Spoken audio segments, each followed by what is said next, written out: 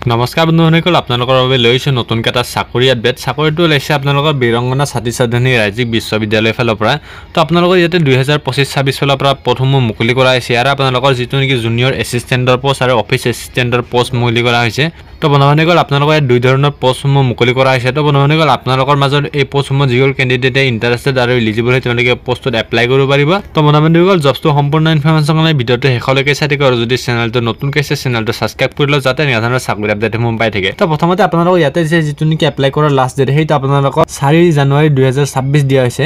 আৰু বন্ধুসকল, আপোনালোকৰ 1 নম্বৰ পোষ্টটো লৈছে আপোনালোকৰ জুনিয়ৰ এছিষ্টেণ্টৰ পোষ্ট, য'ত নেকি আপোনালোকৰ পোষ্ট ইয়াতে এটা পোষ্ট মুকলি কৰা হৈছে ইয়াৰ কেণ্ডিডেটৰ কাৰণে। তাৰপিছত আপোনালোকৰ ইয়াতে যিটো নেকি পে স্কেল ষ্টাৰ্টিং চেলাৰী আপোনালোকৰ ইয়াতে 14,000 পৰা ষ্টাৰ্টিং হ'ব। শেষলৈকে আপোনালোকে ইয়াতে 60,500 টকালৈকে পাব। তাৰপাছত আপোনালোকৰ ইয়াতে প্লাছ থাকিব গ্ৰেড পে আপোনালোকক পাব 6,400 টকাকৈ। তাৰপাছত আপোনালোকৰ ইয়াতে এডুকেশ্যন কোৱালিফিকেশ্যন বিচাৰিছে পোষ্টত এপ্লাই কৰিব হ'লে আপোনালোকৰ বেচেলাৰ ডিগ্ৰী থাকিব লাগিব। আৰ্টছ, ছায়েন্স, কমাৰ্চ যিকোনো আপোনালোকে যদি ষ্ট্ৰীমত যদি বেচেলাৰ ডিগ্ৰী কৰি ৰাখিছে তেনেহ'লে আপোনালোকে এই পোষ্টত এপ্লাই কৰিব পাৰিব।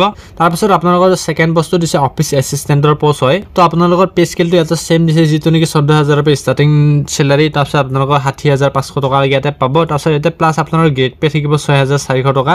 তাৰপিছত আপোনালোকৰ ইয়াতে এডুকেশ্যন কোৱালিফিকেশ্যন দিছে। এডুকেশ্যন কোৱালিফিকেশ্যন আপোনালোকে ইয়াতে বেচেলাৰ ডিগ্ৰী বিচাৰিছে আৰ্টছ, ছায়েন্স, কমাৰ্চ যিকোনো আপোনালোকে যদি ষ্ট্ৰীমত বেচেলাৰ ডিগ্ৰী কৰি ৰাখিছে তেনেহ'লে আপোনালোকে পোষ্টত এপ্লাই কৰিব পাৰিব। তাৰপাছত বন্ধুসকল, আপোনালোকৰ ইয়াতে দিছে এজ লিমিটৰ বিষয়ে কিছুমান ডিটেইলছ, য'ত নেকি আপোনালোকৰ 21 বছৰৰ পৰা 40 বছৰ বয়স কেণ্ডিডেটে পোষ্টত এপ্লাই কৰিব পাৰিব।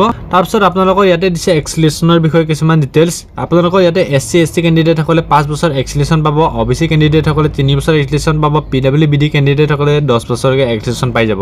তাৰপিছত বন্ধুসকল, আপোনালোকৰ ইয়াতে আছে কিছুমান এপ্লিকেশ্যনৰ ফিজ, য'ত নেকি আপোনালোকৰ SC ST PWBD BPL কেণ্ডিডেটসকলে ইয়াতে ফ্ৰীকৈ এপ্লাই কৰিব পাৰিব। তাৰপিছত আদাৰ্ছ কেণ্ডিডেটসকলে ইয়াতে 1500 টকা এটা পে'মেণ্ট কৰিব লগা হ'ব।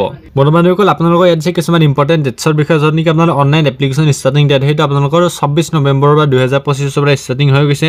তাৰপিছত আপোনালোকৰ ইয়াতে লাষ্ট এপ্লাই কৰা ডেটটো দিছে আপোনালোকৰ 4 জানুৱাৰী 2026। তো বন্ধুসকল, আপোনালোকৰ জব লোকেশ্যনটো গোলাঘাট ডিষ্ট্ৰিক্টত হ'ব।